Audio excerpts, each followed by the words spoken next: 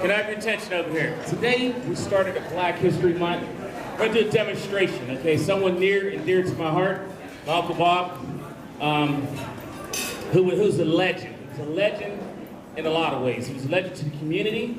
He was a legend to food. He was just a legend altogether, okay? My Uncle Bob would feed homeless, take Thanksgiving and Christmas, and he would provide jobs for people that had jobs. Back in the 70s, 80s, he did that for years. He actually had his own banquet hall, okay? So we thought we'd take a minute. Actually, to be honest with you, I did an event last month, and I wanted to do someone different, and Clinton said, no, let's do your Uncle Bob. So that's why we're doing this again. So today we're gonna, Clinton's gonna walk through some of the things about my uncle. He's also gonna do a demonstration of one of the recipes in my uncle's cookbook, Dr. Bob's Soul Food, Down Home Cooking with Soul Food. He's gonna do then we're gonna show a video later. So we have a video. So we're gonna just trying something different. In all honesty, I would like to do this more often. I would like to do it with different departments and our department. I know Vicky, she does raw food. I would like to do some things like this with raw food. Just to keep it interactive and learning. Learning never should be boring. Okay, we can actually learn while we're eating. So I'm going to turn it over to Clinton.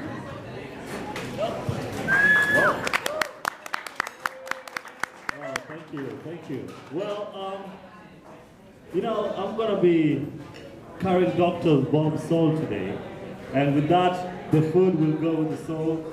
So you get to taste one of his own creations too. But before that, let me read a little bit about him, about the author from his cookbook. So, about Dr. Bob. Dr. Bob is a man with a dream and determination to follow through. He is indeed an unusual chef because he's a labor of love. I mean, he's the guy who fried lobster tails. Chitlins too. Man, unusual indeed. Born in Birmingham, Alabama, he migrated to Pittsburgh, Pennsylvania as a young man, where he was employed for many years as a chef in one of his major hotels of the city. Bob McCall's reputation started when he began catering small parties at the request of his friends. His successful catering business began in 1970, just like Chef said, in the 70s, with buffet dinners that benefited senior citizens and Thanksgiving and Christmas dinners. Over a period of years, he has served more than 5,000 senior citizens at these dinners free of charge. Can you believe that? That's 5,000 meals free of charge. Woo! Money there, losing. Pittsburgh is known as the city of champions, and Dr. Bob McCall is also a winner. He has been blessed with the privilege to serve many celebrities, including the mayor of Pittsburgh, Will Starnell, Bill Robinson, and other members of Pittsburgh Pirates baseball team, Barney Cunningham, John Stallworth, and other members of Steelers football team, entertainers including the Jacksons and the Sister Sledge, Martin Luther King III, if you could believe that, and many other civic and political leaders.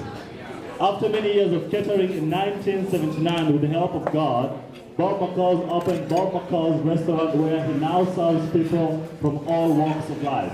That's in the 79. Through the years of catering, he has created many jobs and carefully and skillfully trained employees in the art of preparing and serving food.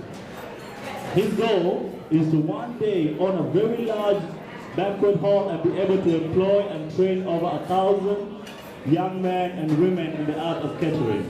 With an eye on the future, dedication to all mankind, and strong belief that all things are possible through the grace of God, Bob McCall will someday see his dream come true.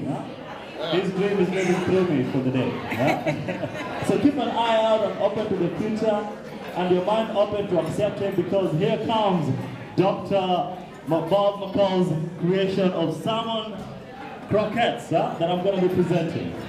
So introduction about Dr. Bob.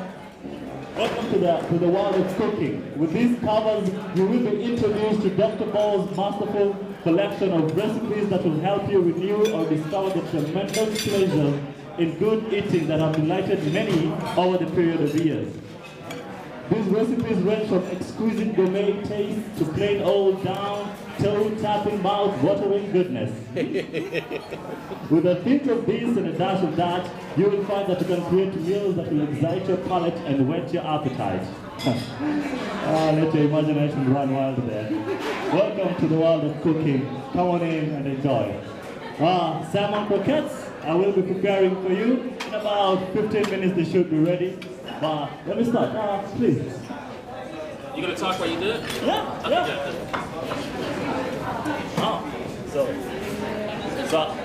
Yeah, she's gonna help me here. Only got 2 hands. So what I did earlier today was I salted and peppered the salmon, put it in the oven for about 15 minutes to get ready. And then I medium-diced the red onions and bell peppers, the green and the red bell peppers. I also had some flour, which is optional if you want to make the salmon croquettes. I have 1 egg and 1 potato too, and some breadcrumbs. The purpose of the breadcrumbs is to provide that crunchiness that you need on your croquettes immediately after it's pan-seared. So I have some oil too. Let me get into mixing business, Mix it. Doing this with turntables. You still talking, right? Yeah. So mixing. I'm so used to mixing with turntables, not salmon croquettes. I think I'm a DJ in another world. But anyways, take your pound of salmon, add your diced veggies, that's the green and red peppers and the onions. Yeah. And then don't forget your potato. You want to grate your potatoes in there is your thickening agent for your salmon croquettes. The potatoes is the thickening agent for your salmon croquettes. So you want that grated right on there. Is it baked? Is it pre-boiled? Is it just... The potato is actually pre-boiled. I had to boil it to pork tender just to provide the consistency. So you just grate it in. Actually, salmon croquettes are very good. You can have them in the morning for breakfast, if you have kids at home, or if you want, you can enjoy the salmon croquettes today with a kale salad over there. Very delicious, actually. Yeah. we have to at least salmon croquette for today. Man, it's taking a minute. We'll get there someday. You will. You got this. Oh yeah. I think that's about it. Maybe jazz, maybe Hey, took your egg. Can't hear. You brought your egg right on? That's Bidwell's equipment anyway. Right back. Oh, that's the one. That's all right. Yeah. We have the recipe for the salmon croquettes. The recipe doesn't talk of mustard, just because the book says bits of this and a dash of that. So here we are, pinching and dashing, So you have add a little, at least a tablespoon or tablespoon and a half of mustard into your salmon. Where is it? The mustard adds the little kick in it. It has little spice. According to Chef Kid, he's the one who actually instructed the mustard. And then we have the Worcestershire sauce, which adds the salt to the salmon croquettes. So a little dash of that. Right, Sam? A dash. That's just about a dash. And then you mix them up real well. Then you mix it. Now we have to be very careful. Sometimes you can add flour to kind of make it more thicker. Or you can just stick with the potatoes. And the croquettes will be just as thick. So this is about a pound of salmon actually. Have to mix them really well.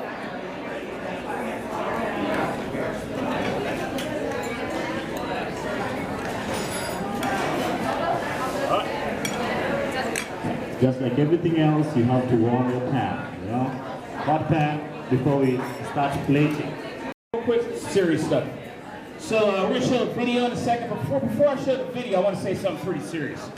So with all this tragedy and all these things going on in life, tell people you love them, how much you appreciate them, how great they are while they're alive. A lot of times we wait until someone dies, and then we honor them. Tell them beforehand. They can't hear you. Tell them beforehand what a great person they are. You love them.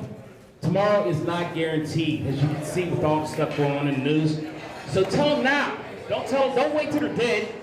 You know, I wish I would have had this when my uncle was alive. That's one of the greatest regrets I ever had. I wish I would have had all this stuff while I was alive. I can't tell him now. Hopefully he's looking down, but I should have did this when he was alive. So if you listen to me, please, if you didn't get anything else, tell someone you love them, how great they are while they're alive. Do not wait till they're dead. Okay? So we're going to show the video here.